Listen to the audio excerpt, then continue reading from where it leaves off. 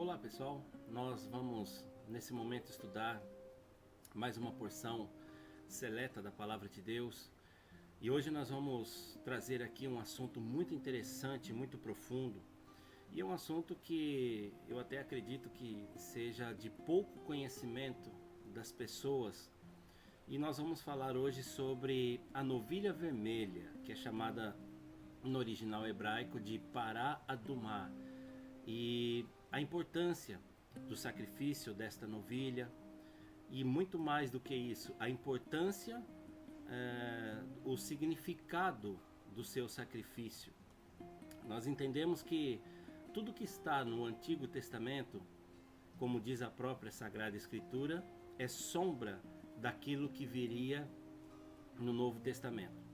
A novilha vermelha, ela traz uma comparação muito profunda a respeito do sacrifício de Jesus na cruz.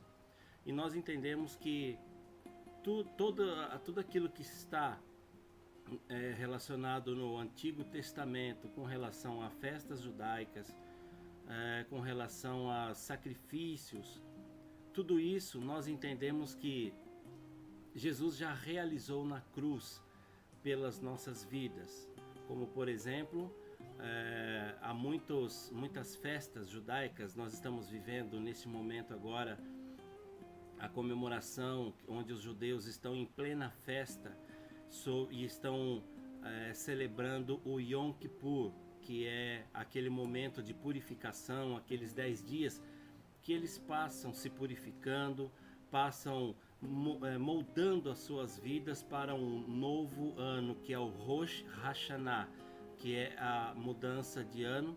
Os judeus agora estão entrando no ano de 5.578, já nesse final de semana, mais propriamente nesta mudança de mês agora de setembro para outubro. Eles estão entrando no mês de Elul, que é o mês das comemorações das festas do Rosh Hashanah, que é a cabeça, né, o início do novo ano.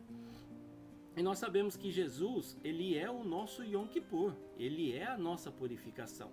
Nós não temos que celebrar rituais judaicos, festas judaicas que estão na Sagrada Escritura, não podemos negar isso, mas nós temos o entendimento de que Jesus Cristo é o nosso Senhor e o nosso Salvador, e todo o sacrifício, toda a sombra dos sacrifícios que estão no Antigo Testamento. Se você puder, tiver a oportunidade, estude o livro de Levíticos.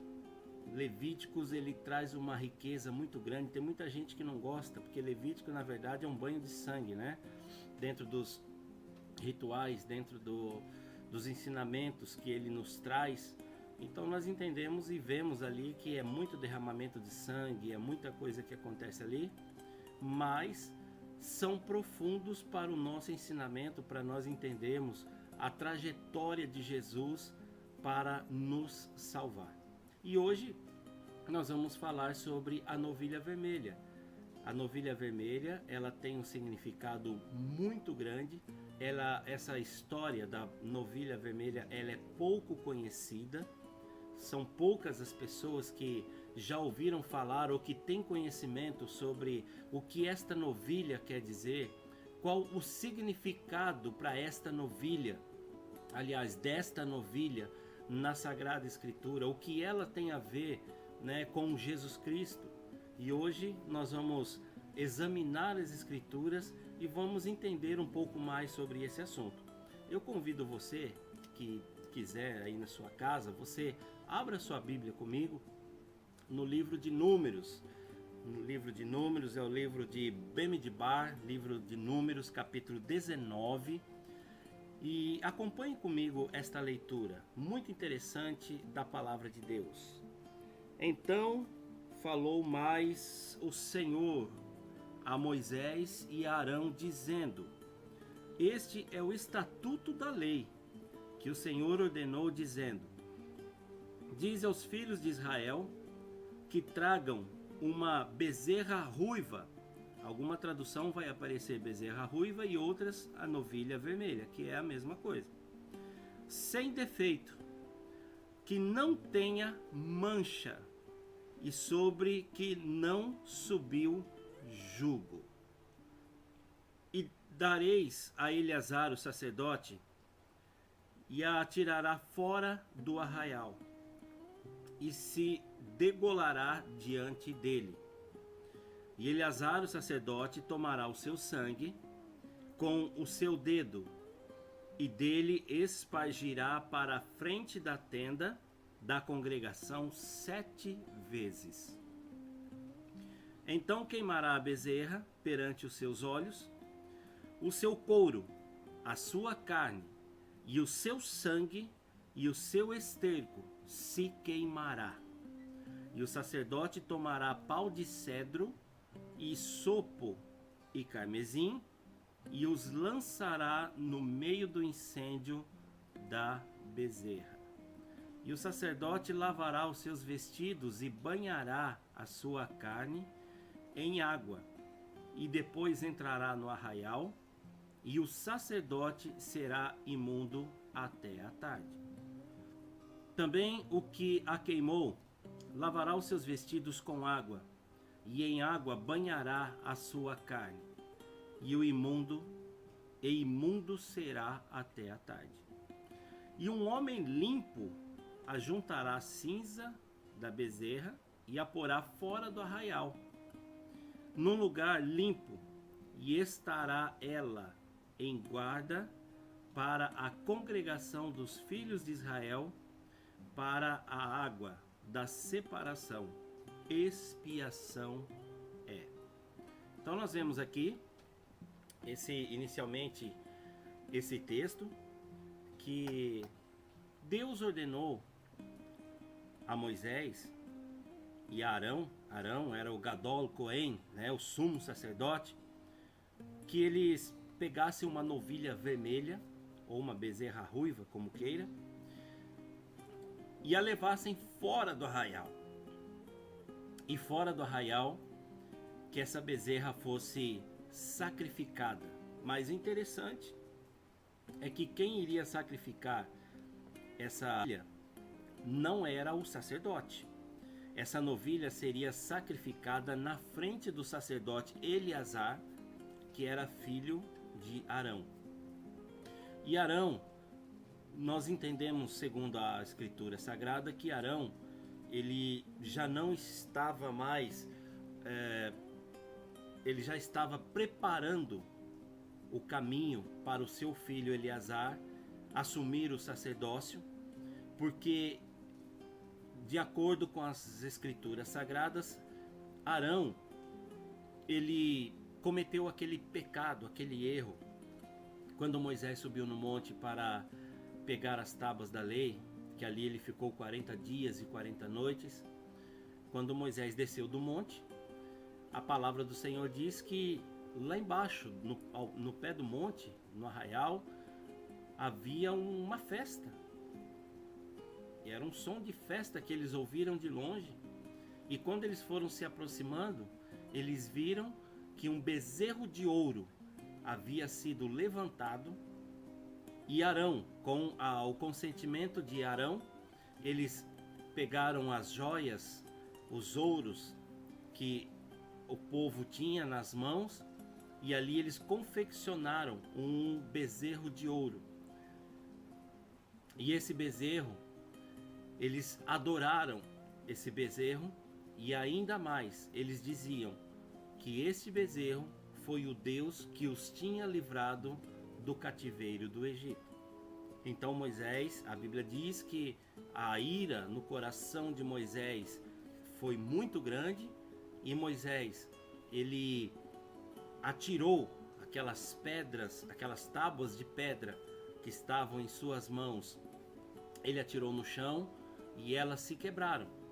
E Moisés desceu com muita fúria ali no meio do arraial, perguntou o que estava acontecendo, e eles falaram que eles tinham medo, achavam que Moisés não desceria mais do monte, e eles acharam por bem, eles queriam adorar um Deus e acharam por bem fazer um Deus e adorar aquele Deus, aquele bezerro de ouro. Mas Moisés, ele mandou que matassem todos aqueles que estavam adorando os bezerros de ouro. Os descendentes da tribo de Levi, que deram origem aos levitas, eles foram lá e mataram mais de 3.000 homens naquele dia. A Bíblia diz que Moisés, ele pegou aquele bezerro de ouro, ele quebrou completamente aquele bezerro de ouro e esmiuçou e formou pó.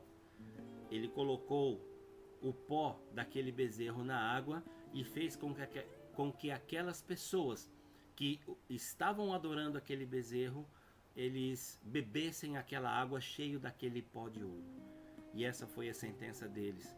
E por causa disso, por causa desse pecado, Arão, ele não pôde participar diretamente do sacrifício da novilha ruiva. Por quê? Porque ele já estava passando o seu sacerdócio para seu filho Eleazar. E por causa desse pecado e por ele já estar fazendo a transmissão de cargo de sumo sacerdote para o seu filho, então essa novilha ela tinha que ser sacrificada na frente do seu filho, o sacerdote Eleazar.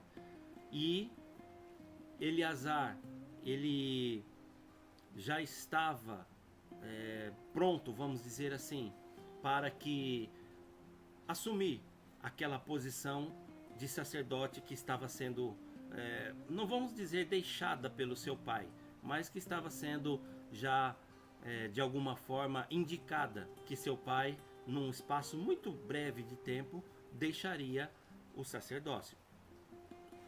Então vamos lá. Entendendo aqui essas questões, nós temos que entender que a novilha ela tinha que ser sacrificada fora do acampamento.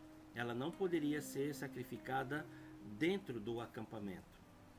O sacerdote, ele pegava na ponta do dedo, molhava no sangue daquela novilha e aspergia 7 vezes na cortina, no véu do templo, do tabernáculo que ali eles estavam. Isso também tem um significado profético muito grande, muito importante, porque a Bíblia diz que quando Jesus ele deu o seu brado na cruz e ele disse: Pai, nas tuas mãos entrego o meu espírito, naquele momento Jesus, a Bíblia diz que o véu do templo rasgou-se de cima a baixo. E o sacerdote, ele pegava na ponta do seu dedo, molhava naquele sangue e aspergia por 7 vezes na direção do véu do templo. Existia ali também, nós lemos no texto, a madeira de cedro, também o hisopo e também uma lã tingida que era conhecida como uma tinta chamada carmesim. E nós vamos entender daqui a pouco qual o significado profético da madeira, do hisopo e desta lã de carmesim. Qual era o propósito deste sacrifício? Esse sacrifício ele tinha um propósito naquela época muito importante.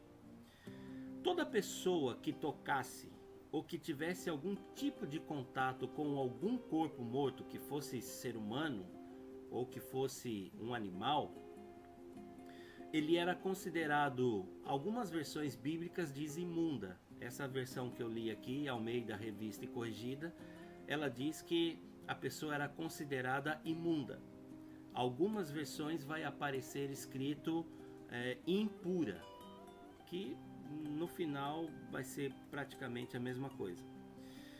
E nós vemos aqui que essa pessoa não podia, se nós lermos aqui, vamos dar uma olhadinha em Números, capítulo 19, no versículo 11, que diz assim: aquele que tocar algum morto, cadáver de algum homem, imundo será 7 dias. E ao 3º dia se purificará com ela, e ao 7º dia será limpo. mas se ao terceiro dia se não purificar, não será limpo ao sétimo dia. Então nós entendemos aqui, nós vemos na palavra de Deus, que a pessoa ela tinha que se purificar. Porque se ele não se purificasse, ele não poderia adorar a Deus. Olha só como isso é importante. E nós vemos até nos dias de hoje como que isso é importante. Para adorar a Deus, as pessoas tinham que estar purificadas, limpas das suas impurezas, das suas imundícies. E nós temos aqui alguns relatos do que são essas impurezas e essas imundícies. Nós temos no versículo 14 que diz assim: esta é a lei quando morrer algum homem em alguma tenda. Todo aquele que entrar naquela tenda e todo aquele que estiver naquela tenda será imundo 7 dias.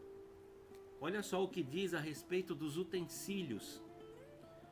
Também todo vaso aberto sobre que não houver pano atado será imundo. E todo aquele que sobre a face do campo tocar algum morto, algum que for morto pela espada, ou outro morto, ou aos ossos de algum homem, ou a uma sepultura, será imundo 7 dias. Para um imundo, pois, tomarão do pó da queimada, da expiação, e sobre ele porão água viva num vaso. Antes de falar sobre esta água viva, nós vamos comentar aqui algumas coisas sobre alguns sacrifícios que foram feitos desta novilha em alguns tempos depois. A história conta que esta foi a primeira novilha que foi sacrificada no tempo de Moisés. Depois, a segunda, esse sacrifício dessa novilha durou até o exílio babilônico. Lembra lá aquela história que Nabucodonosor invadiu Jerusalém, destruiu, levou pessoas cativas para a Babilônia? Esse sacrifício desta primeira novilha durou até este exílio. Depois, a história diz que Esdras, o estadista Esdras, foi um dos que sacrificou a segunda novilha. Isso mais ou menos ali entre 400 a 600 anos antes de Cristo. Também, duas novilhas foram queimadas por Shimon HaTzadik. Duas foram queimadas por Yohanan, o sumo sacerdote. A sétima por Eliehoenai, filho de Recof. A oitava por Hananel, o egípcio. A nona por Ismael, filho de Piabe. E há ainda a esperança que os judeus têm de que apareça a 10ª novilha. Essa 10ª novilha, ela tem um significado profético muito grande, porque os judeus acreditam na história de que quando a 10ª novilha ruiva aparecer, então virá o Messias. Para você que não sabe, já existe um projeto pronto para a construção do terceiro templo em Jerusalém. Esse terceiro templo será construído onde hoje existe uma mesquita de muçulmanos, lá em Jerusalém. A única coisa que sobrou do templo antigo de Jerusalém é aquele muro que é conhecido como Muro das Lamentações. É um pedaço do templo antigo que sobrou, só restou aquilo. E ali os judeus têm como tradição, eles vão ali, eles oram, apresentam as suas orações, fazem os seus clamores a Deus no Muro das Lamentações, que é uma parte do muro do segundo templo que sobrou. Só restou aquela parte do templo, que é conhecido como Muro das Lamentações. Então, nós vemos aqui que já foram sacrificadas 9 novilhas. E os judeus estão aguardando ansiosamente o surgimento da 10ª novilha, porque eles acreditam que o Messias, que é o nosso Jesus Cristo, o Yeshua HaMashiach, que eles estão esperando até hoje, Jesus, o Messias, que eles estão aguardando até hoje, eles acreditam que quando esta 10ª novilha aparecer, ela surgir, ela nascer, então Jesus, o Messias, ele vai vir, esse Messias que eles estão esperando até hoje. Essa novilha, ela tem alguns detalhes muito importantes que nós não podemos deixar de ressaltar, que é a perfeição na sua cor. Essa novilha, ela tinha que ser completamente vermelha. Não podia ter um pelo no seu corpo que fosse de qualquer outra cor, branco, preto, marrom.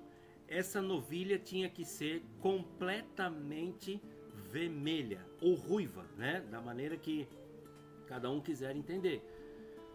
Essa novilha não poderia ter passado por trabalhos no campo, ou seja, não poderia ter tido nenhum tipo de esforço nas suas costas de trabalho.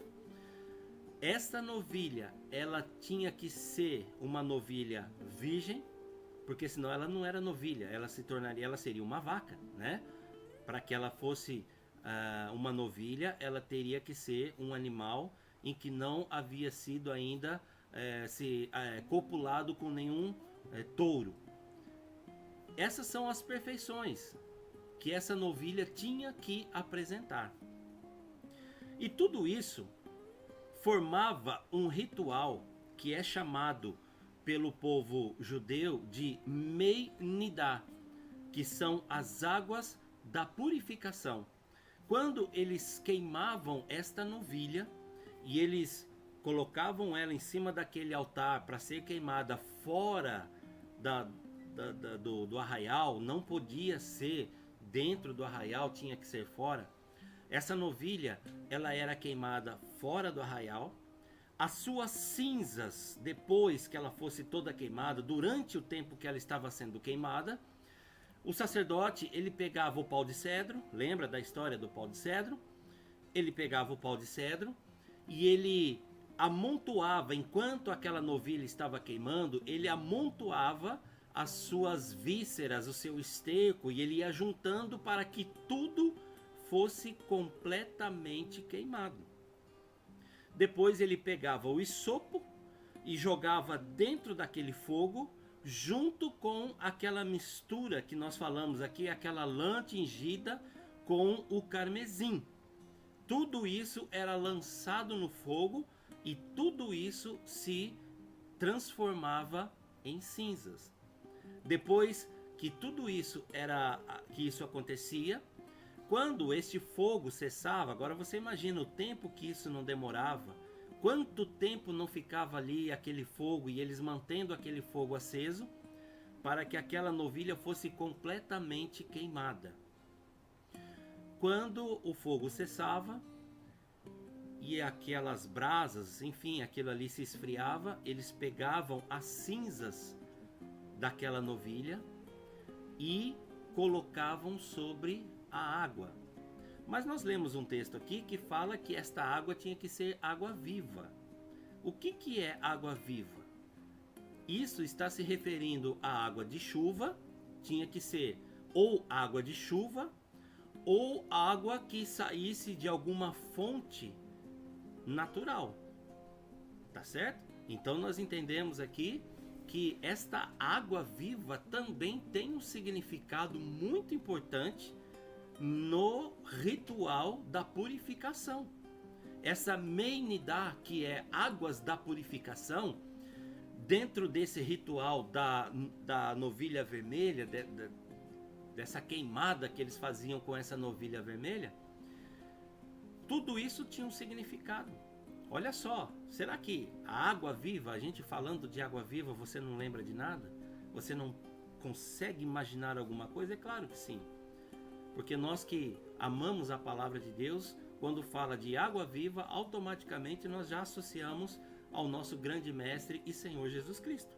Então, a Mei Nidá, ela era o ritual de purificação das águas. As águas eram consideradas como águas de purificação para que as pessoas que eram consideradas imundas ou impuras, como queira, que elas se banhassem com essas águas para que elas se tornassem limpas.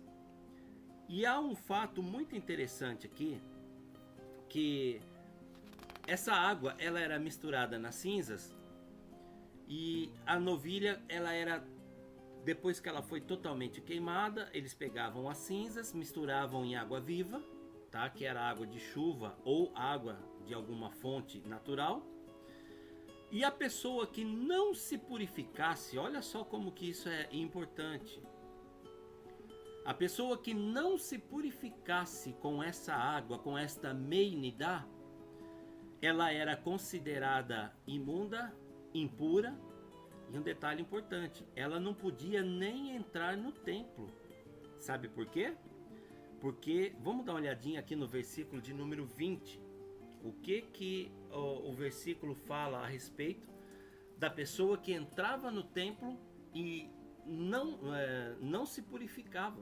O versículo 20 do capítulo 19 de Números diz assim: porém, o que for imundo e não se purificar, a tal alma do meio da congregação será extirpada, porquanto contaminou o santuário do Senhor.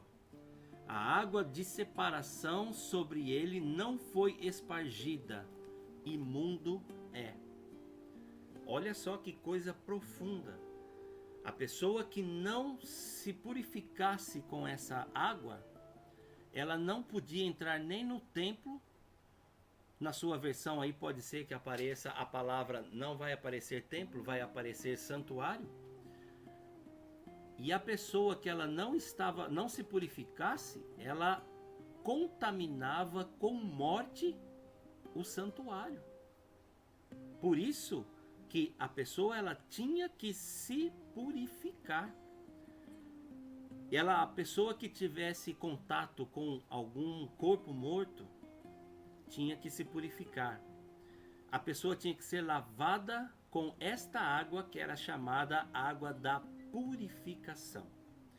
Nós temos em Zacarias, no capítulo 13, no versículo 1, nós temos um texto muito interessante que diz assim: naquele dia haverá uma fonte aberta para a casa de Davi e para os habitantes de Jerusalém contra o pecado e contra a impureza.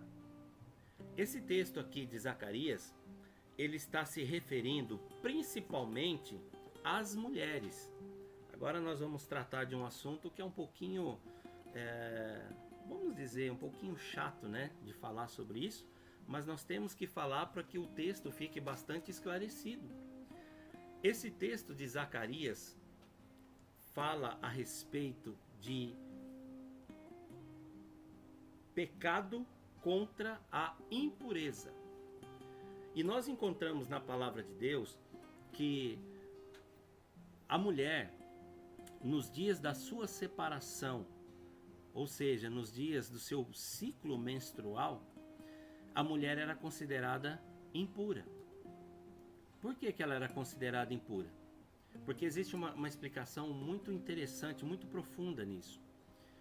O corpo da mulher, ele se prepara para engravidar. E o organismo, ele faz toda uma preparação. Quando a mulher não engravida, o organismo, vamos falar assim de uma maneira muito simples, é como se o organismo se desfizesse de tudo aquilo que ele se preparou para que aquela mulher engravidasse. Então, é considerado, tá? O fluxo menstrual é uma alusão à morte. Quando a mulher está no seu ciclo menstrual, no seu momento de menstruação, é considerado que a vida não foi gerada. e ela está expelindo tudo aquilo que o seu corpo se preparou para que uma vida nela fosse gerada. Então, dentro até da cultura hebraica, da cultura judaica, é considerado que a mulher, a vida não foi gerada. Então ela está expelindo para fora, botando para fora a morte. Você vai encontrar no livro de Levíticos também que o homem, quando ele se relaciona com a mulher e no momento da relação sexual ele ejacula o sêmen na mulher, o homem também é considerado impuro. Não sei se você sabe disso. Mas por que o homem também é considerado impuro? Porque dentro desta visão, dessa cultura judaica, o homem ele está expelindo, está colocando vida para fora dele. Por isso ele é considerado como impuro. Então há uma profundidade muito grande nessa questão da impureza, na questão da mulher no seu ciclo menstrual, por causa disso, porque dentro desta cultura é entendido, e se nós formos olhar, não é uma questão de cultura, é uma questão de realidade mesmo, não é? O organismo da mulher ele se prepara para que a mulher seja, que ela engravide, e naquele momento em que ela não engravidou, o seu organismo se desfaz daquilo que ele se preparou, levando para fora o sangue. Aí nós entramos numa outra questão também muito importante. Levíticos 17:11 diz que a vida está no sangue. Dentro dos originais hebraicos, o sangue, a alma, a vida é chamada de nefesh. A alma está no sangue. O sangue transporta a nefesh, a alma da pessoa. Por isso que a pessoa é considerada imunda. É como se uma vida estivesse expelindo, ou seja, botando para fora uma outra vida que já está morta. Por isso que há essa importância muito grande em relação à purificação e ao corpo daquele que morreu por causa disso. Então os judeus principalmente, eles levam muito a sério essa questão. E voltando aqui ao que nós estávamos falando, o momento em que uma pessoa não é purificada e ela entrasse no templo, ela contaminava com morte o templo. E essa pessoa, ela tinha que ser purificada com esta água da purificação, a Meinidá, ela tinha que ser purificada no terceiro e no sétimo dia, porque eles estavam sendo considerados impuros. Por que terceiro e sétimo dia? Dentro da cultura hebraica, o terceiro, né, é o número da transformação. Eles acreditam que a mudança de estado da pessoa se encontra no terceiro dia. E o sétimo dia é o dia da perfeição. Então, essa pessoa ela tinha que ser banhada, ela tinha que se lavar com essas águas de purificação no terceiro e no sétimo dia. Porque o terceiro dia é o dia que eles entendem que era a transformação, o dia da transformação, o dia da mudança de estado, e também no sétimo dia, porque o sétimo dia era considerado o dia da perfeição em que houve esta purificação. Então nós entendemos aí, nós vemos, resumindo, fechando toda essa questão, essa é a explicação que nós temos a respeito da novilha vermelha. Você vê que interessante, é muito profundo a questão da novilha vermelha. Ela não era simplesmente um animal a ser sacrificado por alguma razão, sem uma lógica, sem um motivo, sem um propósito. Nós temos que entender que tudo que está na Sagrada Escritura tem um propósito. Deus tem um propósito para tudo aquilo que Ele permitiu que estivesse escrito na Sagrada Escritura. E é o caso da novilha vermelha, a vaca vermelha, a bezerra ruiva. Aí vai depender da forma que aparece na tua Bíblia. E nós entendemos que tudo isso acabou se tornando um ato de amor. Por quê? Porque até o sacerdote, ele deixava a sua vida se tornar imunda, impura, para que a vida de outras pessoas se purificasse. Porque nós estamos falando aqui desde o começo que a pessoa não podia tocar em cadáver, não podia tocar no sangue. E o sacerdote, uma das coisas que ele fazia, ele tocava no sangue daquela novilha. E nós vemos aqui então que o sacerdote se purificava para o ritual e se tornava impuro para os impuros se purificarem. Olha só que coisa interessante, que coisa profunda que Deus permitiu que acontecesse para que outras pessoas fossem purificadas. Agora nós entendemos que o maior exemplo de amor, que a Bíblia chama de amor, nos originais hebraicos é ahavá, o amor. Nós entendemos que o maior exemplo de Mesirat Nefesh, que é a entrega total de vida na história da humanidade, foi de Jesus. Nós entendemos que Jesus, ele estava com Deus. A Bíblia diz que ele esvaziou-se de sua glória. Ou seja, você já parou para pensar o que era a glória de Jesus? O que é quando a Bíblia diz que Jesus esvaziou-se a si mesmo, tomou forma de homem, até ele ser levado à morte e morte de cruz? Você já parou para pensar no que é esvaziar-se a si mesmo? Eu vou dar um exemplo bem prático para você. É como se o sol se escurecesse e entrasse dentro de um corpo humano. Era mais ou menos isso que Jesus fez. Eu estou falando do sol, mas até o sol foi criado pelas mãos do nosso mestre. É só para você entender, quando a gente fala sobre Jesus esvaziou-se da sua glória e tomou forma de homem. Quem somos nós? O que é esse corpo nosso? Você analisa bem e pensa, o que é esse corpo nosso? O que nós somos? Nós não somos nada. Esse corpo nosso não vale nada. E ele deixou a sua glória, esvaziou-se a si mesmo.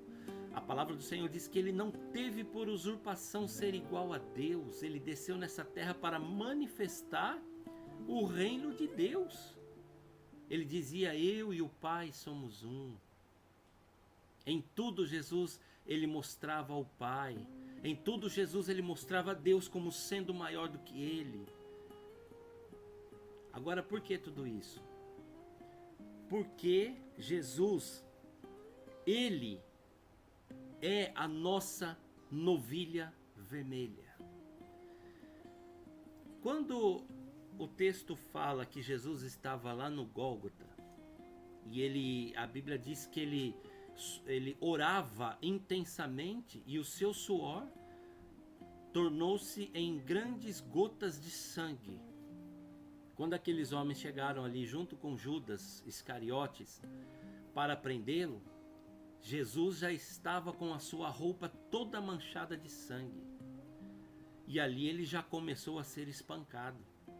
Ali Jesus já começou a tomar chibatadas com chicotes, já começou a tomar pauladas nas costas, na cabeça, porque ele foi levado como um malfeitor, como um ladrão, como diz a Bíblia, como um maldito, né? E ali ele já começou a apanhar, ele já estava com o seu corpo cheio de sangue, porque ele suava sangue, porque a Bíblia diz que ele estava em intensa agonia.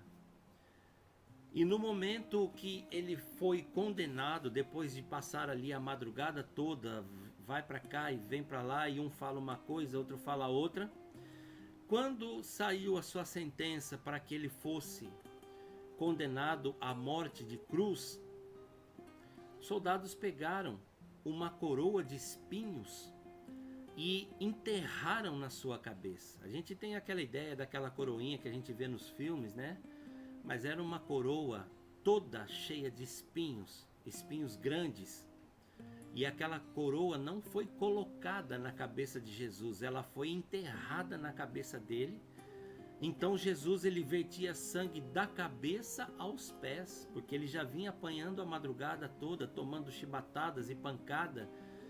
E então Jesus ali, ele suou sangue e ele derramava sangue da cabeça aos pés. Ele estava inteiro vermelho de sangue. Mas mal sabia ali o inimigo, que o inimigo estava fazendo uma coisa que já estava escrito.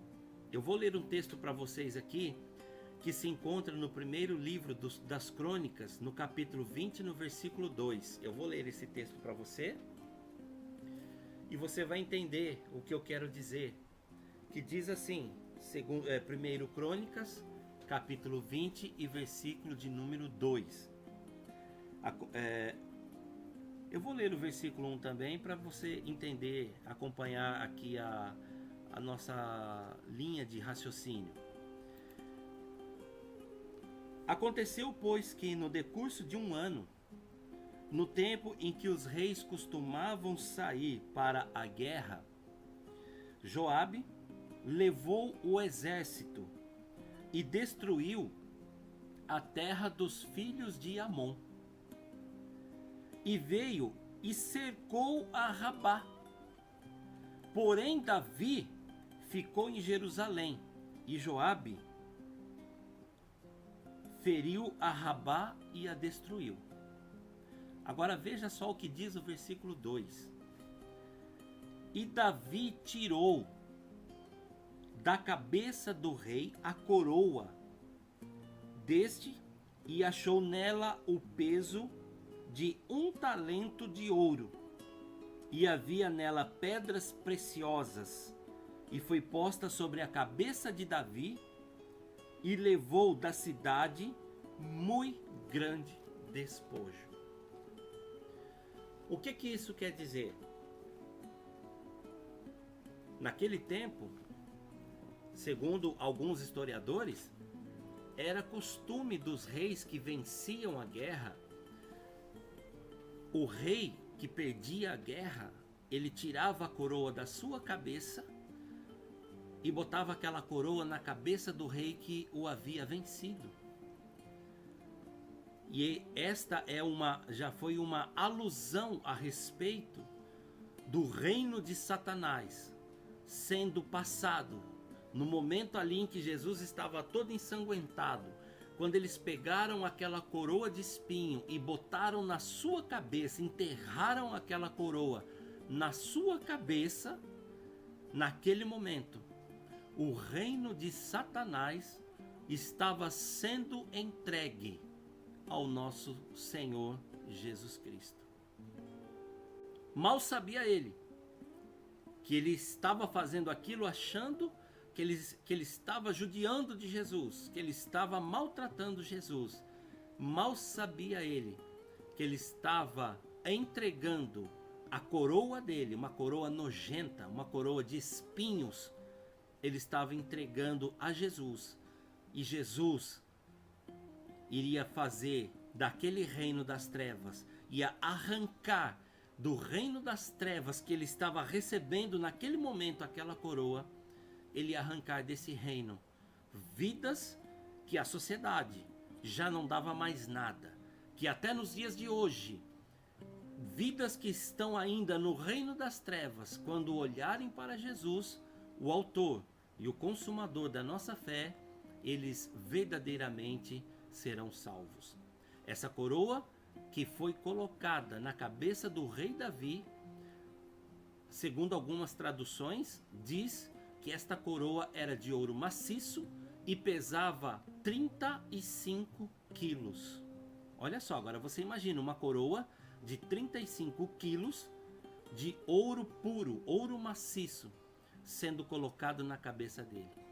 Isso era uma alusão a respeito da conquista de Jesus sobre o reino das trevas. Era uma alusão que era feita a respeito da conquista de Jesus sobre o reino de Satanás, que Satanás estava dominando, mas ele estava ali como uma novilha vermelha, todo ensanguentado, para que aquele sangue que estava sendo derramado por mim e por você, esse sangue trouxesse a purificação sobre as nossas vidas.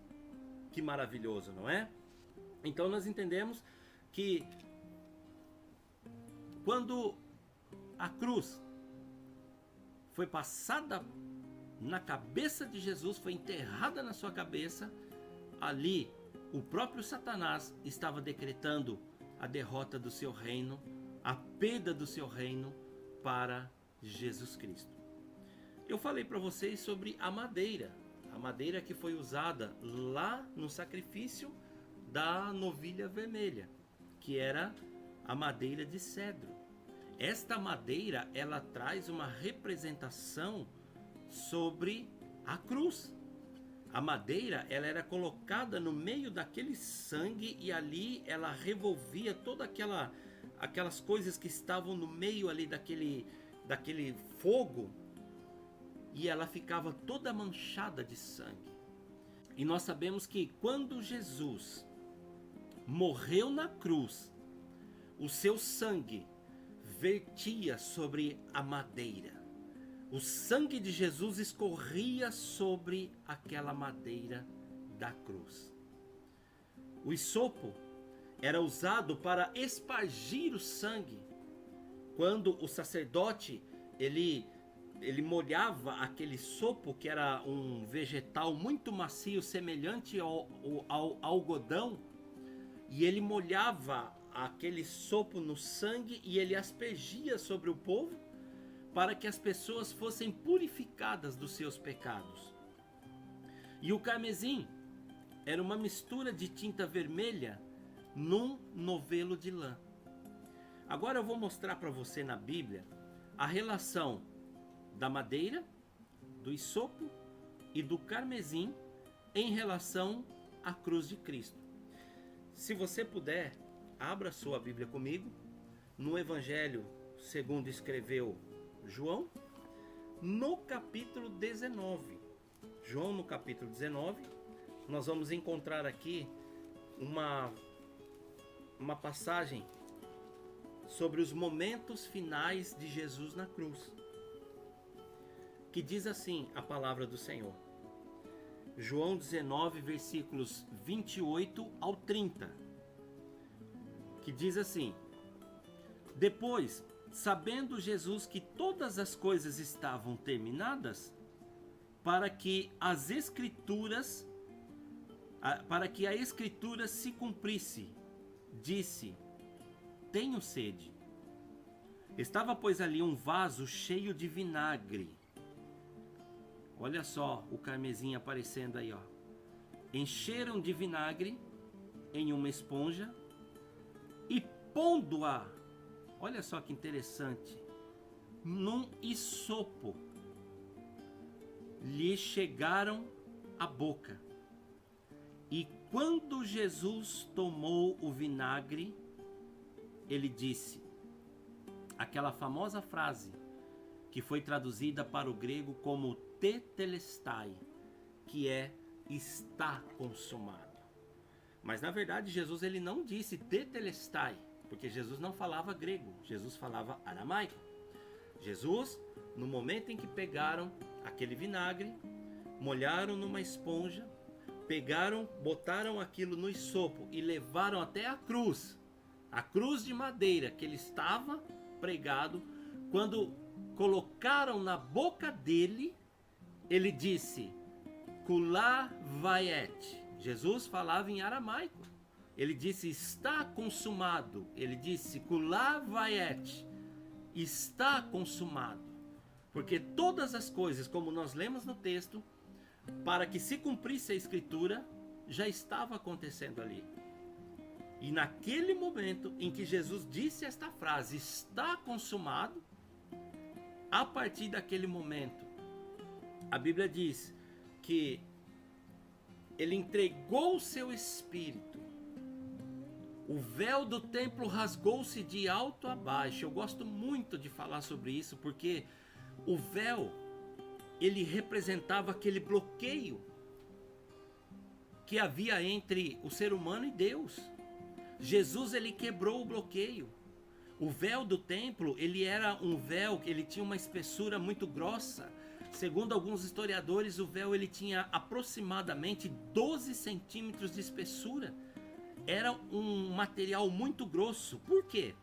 Porque quando o sacerdote oferecia sacrifícios e a presença de Deus descia ali no lugar santíssimo sobre a arca do concerto, tinha que ser um material muito grosso e muito forte para que resistisse o poder da glória de Deus que era descido naquele lugar.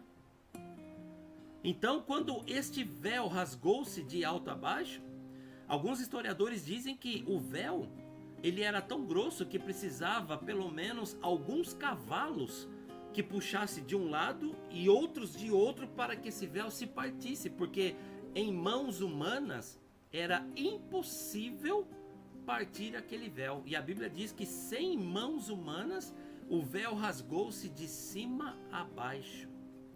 A Bíblia diz que houve trevas sobre a face da terra. A Bíblia diz que a terra tremeu, houve um terremoto.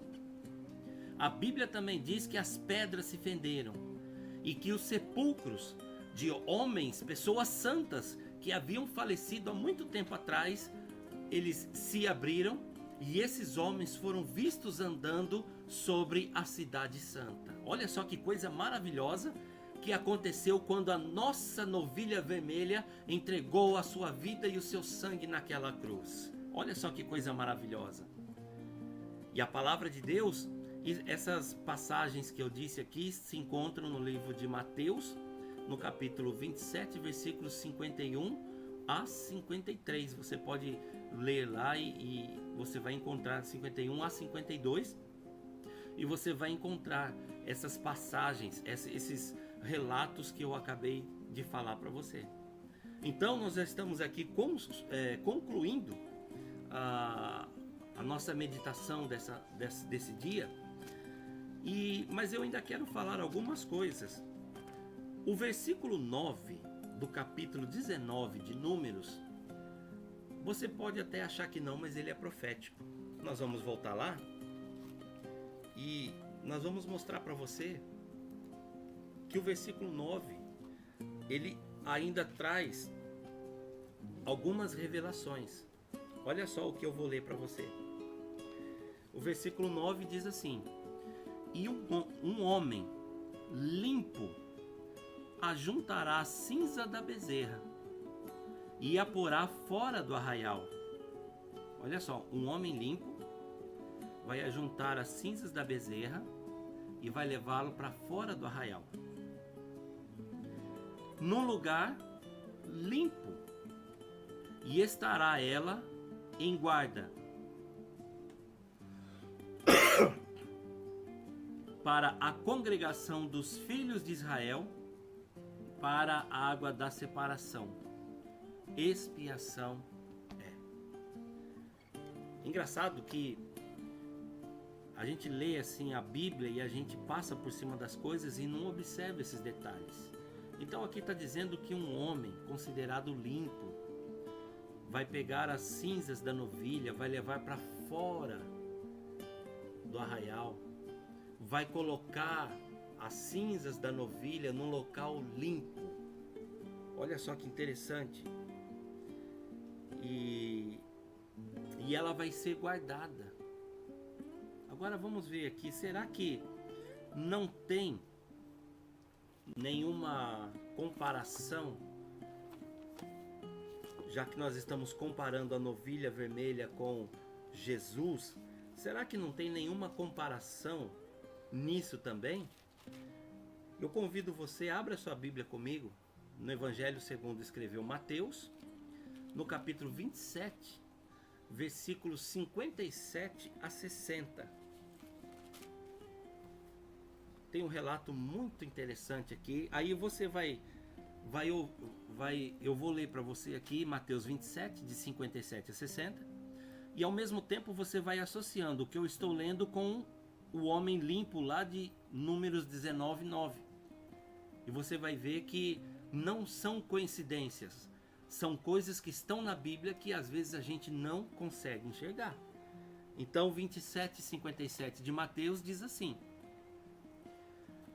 E vinda já a tarde, chegou um homem rico de Arimateia, por nome José, que também era discípulo de Jesus, um homem considerado limpo. Olha só, ele era discípulo de Jesus. Ele não estava a favor de tudo aquilo que fizeram com Jesus ali. Ele era discípulo de Jesus. E ele era um homem rico. E a Bíblia diz: E este foi ter com Pilatos e pediu-lhe o corpo de Jesus. Então Pilatos mandou que o corpo lhe fosse dado. E José, tomando o corpo, envolveu-o num fino e limpo lençol e o pôs num sepulcro novo. Será que é coincidência isso? É claro que não. Que havia aberto em rocha, e rodando uma grande pedra para a porta do sepulcro, foi-se. Então, nós vemos aqui que não há coincidências na Bíblia. Queridos, entenda uma coisa. Você que serve a Deus, você que tem o Espírito Santo de Deus na sua vida, é necessário que você entenda que não existe coincidências na vida daquele que serve a Deus. Existem propósitos. Tudo que está acontecendo na minha vida hoje e na sua vida são propósitos de Deus. Não são coincidências. Que sejam coisas boas ou que sejam coisas que você considera ruim, mas eu te garanto que não são coisas ruins. Sabe por quê? Porque tudo que acontece na vida daquele que serve a Deus é um propósito de Deus. A Bíblia não diz que todas as coisas contribuem, dependendo da versão, contribuem, cooperam para o bem daqueles que amam a Deus? Todas as coisas contribuem para o nosso bem. Por isso não há coincidências na sua vida. E voltando aqui para o texto, não há coincidências na Bíblia. Um homem considerado limpo pega as cinzas da novilha, tira para fora do arraial e coloca num lugar limpo. José de Arimateia, que era um homem justo, era um homem discípulo de Jesus, o texto aqui está dizendo, ele era discípulo de Jesus, era um homem convertido, ou seja, um homem considerado limpo.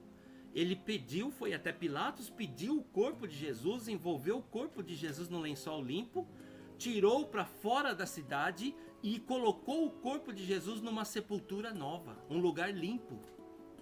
Que coisa linda que é a palavra de Deus, não é? Que coisa maravilhosa que é a palavra de Deus. E aqui nós vemos que o sacrifício de Jesus, ele foi prefigurado na novilha vermelha. Vocês estão entendendo a relação que há entre a novilha vermelha e o sacrifício de Jesus na cruz do Calvário? Através da novilha, o ser humano voltava a ser puro, a ser purificado. Mas o sacrifício de Jesus foi um sacrifício perfeito, um sacrifício muito melhor, porque depois disso algumas outras novilhas tiveram que ser sacrificadas. Jesus, ele foi sacrificado apenas uma vez bastou, uma vez foi o suficiente dele derramar o seu sangue pelas nossas vidas, para nos purificar de todos os nossos pecados. 1 João capítulo 1, versículo 7 diz que o sangue de Jesus nos purifica de todos os nossos pecados. Olha que coisa gloriosa.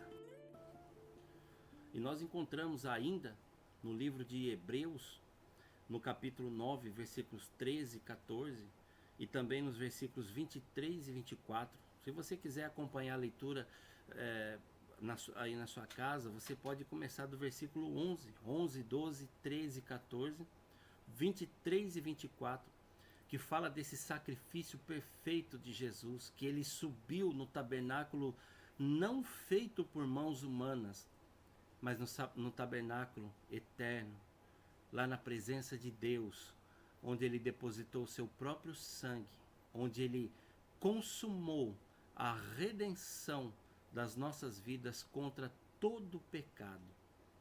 Essa é a maravilha que está na palavra de Deus, que nós temos que a cada dia olhar para essa gloriosa palavra do Senhor e entender que em tudo Deus tem o seu propósito. Na questão da novilha vermelha, ela trazia através da água viva, né, a purificação daqueles que eram considerados imundos ou impuros. Jesus, através do seu sangue, a nossa novilha vermelha, ele traz a purificação, a redenção, ele nos purifica de todo o pecado. A palavra do Senhor, ela é completa, ela é maravilhosa.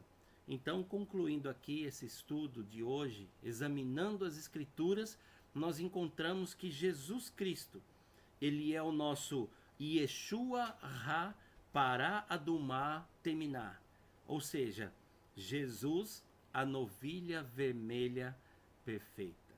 Que Deus abençoe a todos. Eu quero deixar aí esse estudo para que todos possam na sua casa, aí onde você estiver, você possa tirar um tempo de meditação na palavra de Deus, de aprendizado. E eu convido você, inscreva-se no nosso canal, deixa aí o seu likezinho, o seu joinha para nós aí, e nós estaremos sempre abençoando a sua vida com uma palavra profunda. E assim nós continuaremos sempre examinando as Escrituras. Que Deus te abençoe e até a próxima, em nome de Jesus.